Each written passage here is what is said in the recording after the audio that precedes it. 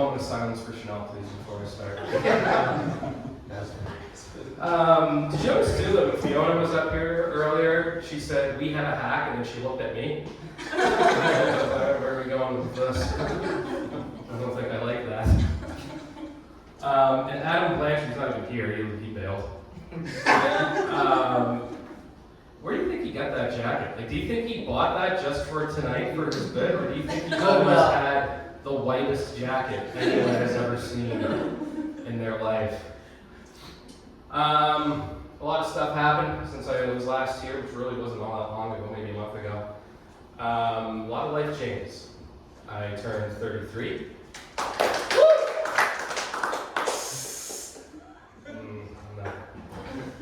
I turned 33, and I don't like it. You know, I'm not a fan of it. And I was thinking, like, you know, this is the first time where I'm starting to feel older.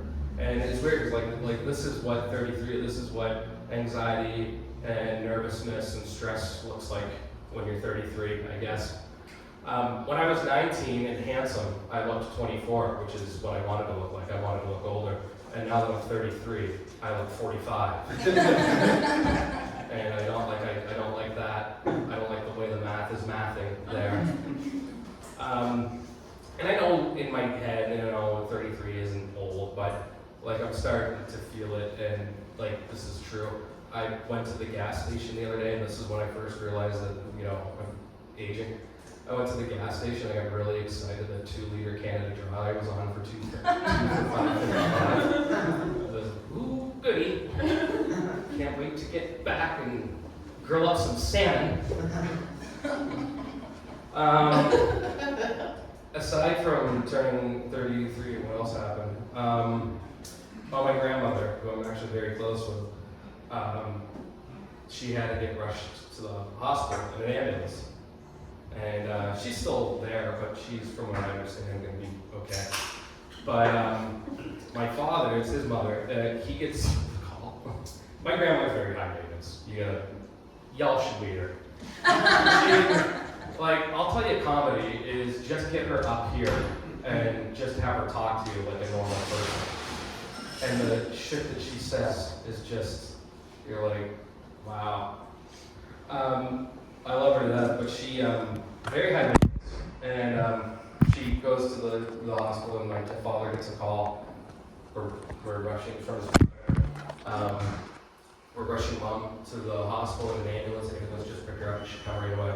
He leaves work, throws everything down, gets in the car, jets over to the hospital, meets the ambulance as they're driving. They see one another, and the ambulance is like looking down at my dad, and Dad rolls the window down. He goes, you patted, son? Yep.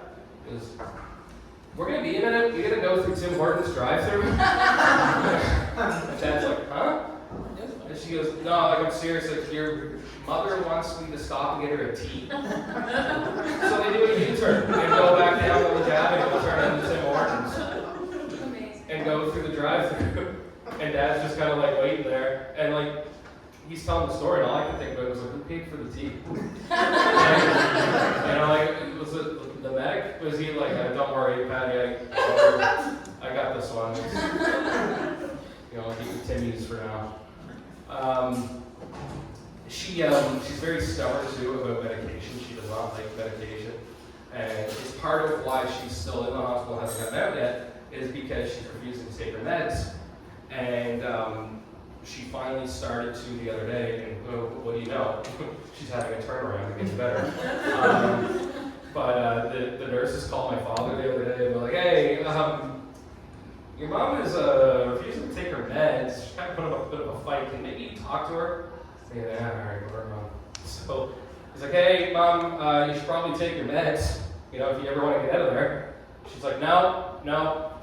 They're trying to give me something I'm allergic to. He goes, no, they're not. There's meds. She goes, no, I know it. They're trying to give me something I'm allergic to. It's going to do more harm than good. And Dad says, well, no, because they gave me the list of the meds they're giving you. I went through it thoroughly. There's nothing on there that you're allergic to, I promise. Fine. But I want you to know this is probably our last conversation.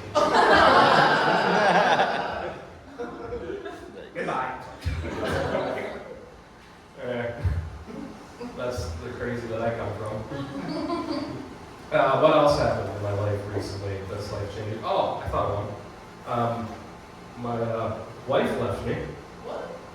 Yeah, she left me recently. Not like a permanent thing, but she went on a cruise for a week. But I got a 3-year-old and a 1-year-old. So I got a 3-year-old and a 1-year-old, so it's basically the same thing. She left me alone with these two maniacs, and it was like, I'm literally talking like hour 2 of her being gone. I was, Mom, can you come like maybe hang out here for a little bit? Like, and my little guy, he knows that I fold fast, right? I have a horrible poker face. Like I try and be stern, and he goes, "You're not mad, Daddy." Yeah. So I'm trying to get him to go to bed, and he's doing shit like, no, I want to go to bed. I'm like, well, I kind of want you to, though, right? Like, can you do that? So I started tricking him, right? By the way, super easy to trick a 3.5-year-old. Like, I don't know if you guys have ever encountered it, but like, easiest Jedi mind trick ever. He doesn't want to go to bed, right? I'm like, well, you know what we ought to do is have a race from the living room and to see who can get into the bed first with the lights out. And he's like, done. And he goes, I'm going to have Sonic speed, Dad. He's like, I'll be Sonic, you be Knuckles. I'm like, right on, all right, whatever. And like, he's like, ready, go. He takes off running, and I'm like, oh, no. He gets into bed first. I'm like, oh, you beat me, you little scamp, you. And I crawl into bed next to him, and he's like, I beat you real good, huh? And I was like, yeah, you did. Next night, same thing. Hey, let's have a race. He's like, show me my Sonic speed. Oh, man, you beat me again. Anyway, by like night 4, because this is every night we have this race. By night 4, I go, ready? And he's like, I'm ready. And I'm like, go. And I start moving in slow motion. And I turn, he's not there. And I look back, and he's just standing in the living room, looking at me. I go, what are you doing? He goes, you're doing it, Daddy. You're doing it. You're beating me. You got it. You're beating me. Good for you. I'm like, this motherfucker thinks that I need him to let me win. Like, he knows the stress that I went through for that week. And he's looking, he's like, fuck, this guy kind of needs to win here. He needs this more than me. I'm going to give him this one. Right? And, hey, do you let me win? Next time we have a race, I'm using my phone recorder, I was going to show you something. Next time we have a race, I'm going to kick his ass. And we did. And I did. And there's a picture on my phone of him falling on the floor.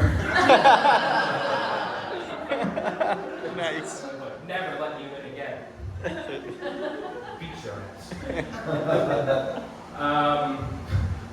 She did come back, by the way, from the cruise. We're still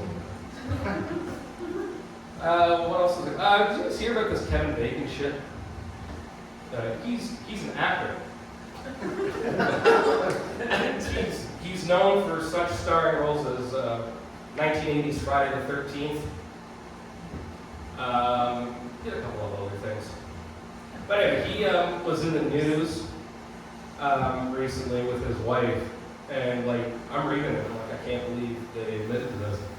But he's like, yeah, it turns out my wife and I are cousins. And I was like, probably shouldn't tell that to the public. And then Kevin Bacon's wife is interviewed, and she's like, yeah, we're cousins. I actually kind of always suspected it. Oh. And I'm like, well, so why'd you get married? I guess it's more like 3 degrees of third cousins once removed.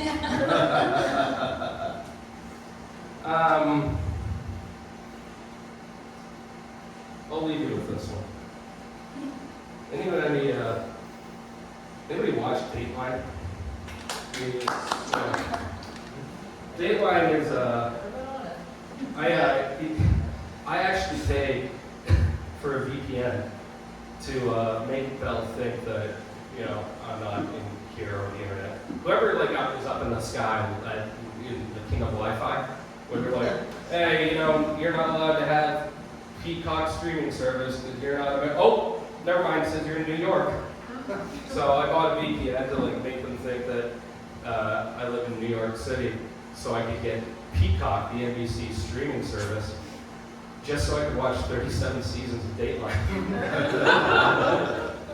And despite the subject matter, I gotta tell you, the people they get for this show, comedy gold. There's this one fella who they had on, and his sister-in-law was missing for a while, and he's driving home, you know, about 3 weeks into her being missing. And he drives by like a Walgreens or a Target or something, and the parking lot's pretty much all empty except for his sister-in-law's red car. And he's like, shit, like, I think that's my sister-in-law's car. So he turns in and he's like investigating the car and he's moving around and he manages to jimmy the trunk open. He's talking to Keith Morrison, who is the journalist. Keith Morrison, actually, is the stepfather of Matthew Perry, Chandler from Friends. So look forward to that Dateline episode coming up soon.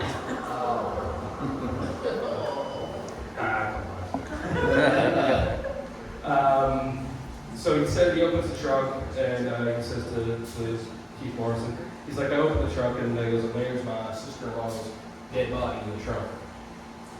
And that's when military instincts kicked in, and I immediately asked the person in the lot over to dial 911. You needed military instincts to dial 911? But that wasn't the first thing that came. Can you imagine? You're home in the middle of the night, you hear someone breaking into your house, and you wake your spouse up, and you're like, oh, how do you know? I think there's someone in the house. Did you dial 911? No, I didn't dial 911. Sorry, we didn't all go through boot camp. I don't have the military expertise to dial 911 on my phone. Sorry, I didn't marry G.I. Joe. All right, thank you, everybody.